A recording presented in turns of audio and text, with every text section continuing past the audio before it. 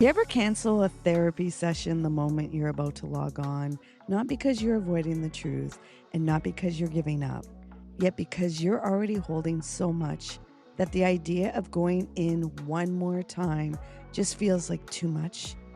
That's the part no one talks about. Not the breakthroughs, not the glow up, the weight of showing up when your nervous system is already exhausted. Hey, love. Welcome back to the Lift Oneself podcast, where we talk about what it really means to heal when it's not aesthetic, not curated, not something you can package in a 30-second reel. Today, I want to talk about the work, and I mean the real kind, not the quote card kind, not the just shift your mindset kind, the kind that breaks open your biology and rebuilds your relationship with what it means to be human. Let's go there. We often glamorize the idea of doing the inner work like it's this empowering linear thing. And sometimes, yes, there are moments of clarity and power. And at the same time, the work is rugged. It's sitting with feelings you've never allowed yourself to feel. It's looking at parts of yourself that developed not out of freedom, yet out of necessity. So many of us don't even know what authentic emotions feel like because we've been performing since we were children, performing for safety, performing for connection, performing to belong. And yes, mindset work matters. Yes, discipline, grit, reframing, these all have value. And even with all of that, your body still keeps score.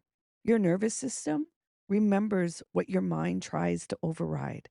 Eventually, it leaks out through burnout, through relationships that repeat the same wounds, through not being able to cry when you want to, or not being able to stop crying when you don't want to. And sometimes it leaks out as silence. How many times have you heard someone say, "What's the point in talking about it? It won't solve anything." That's not indifference. That's resignation, not giving up because you don't care, yet because deep down you do care and you've learned it's not safe to show it. That's a body that's been met with too many dismissive ears, not allowed to feel. That's a nervous system that learned if you speak your pain, it either gets ignored, minimized, or used against you. So silence becomes a shield, shutting down becomes protection, and the ache stays unspoken because expression started to feel like exposure. Let's pause right here. Let's take a mindful moment. If it feels safe to do so, place one hand on your heart. Let your shoulders drop. Breathe in through your nose slowly. Hold for a moment and release through your mouth. Let that breath be an exhale for every time you held back what you needed to say. Let that breath be permission to exist without performance. You're not doing it wrong. You're just finally feeling what's been stored. Take a deep breath in, hold it. Now let that ish out in your exhale.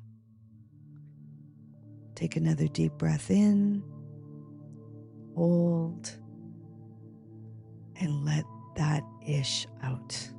Take a deep breath in, hold it, and let it out through your mouth. Let that ish out. Now shake your hands a bit, move your body, wiggle around, and let's get present again. You see, when life hits hard, and it will, like it did in our community this week with a violent tragedy that's left so many shaken, pain, when ignored, becomes something else entirely. We want easy narratives. He should have done this. She didn't do that. This is right. That's wrong. And those narratives help us feel in control. Yet control isn't healing. Curiosity is. Compassion is. Context is. Listening is. Because when we don't acknowledge someone's history, their biology, trauma, environment, nervous system, we risk reducing their entire life to a single action or outcome. And that's not justice, that's dehumanization. Social media is filled with healing sound bites. Protect your peace, just say no, cut them off. And I get it, those boundaries are real. And we don't always see it in the middle part, the part where your body trembles after setting that boundary, the part where you question if you're being too much, the part where your inner child is terrified because safety used to mean self abandonment. No one posts that part, the messy middle, the sacred unraveling, the work it takes to trust yourself again and again and again. And the truth, sometimes you just don't have the energy to keep going into these cycles, especially in family, where the patterns are so deep, it feels like your body knows them before your mind does. Yet every time you pause, breathe, reflect, you're building new capacity. You're re-meeting yourself. And if you're someone who just realized, I've been doing this on my own since I was a kid, whew, that's a heavy truth to sit with. You didn't just choose that role, it chose you because something in your environment said, no one's coming. You have to figure it out yourself. And now you're here holding all that weight. So I just want to say, you are not broken for struggling. You are not weak for needing rest. You are not too much for feeling deeply. And healing is not always pretty, and it is rarely linear, and it doesn't always look the way other people think it should, but it's real, and you're doing it.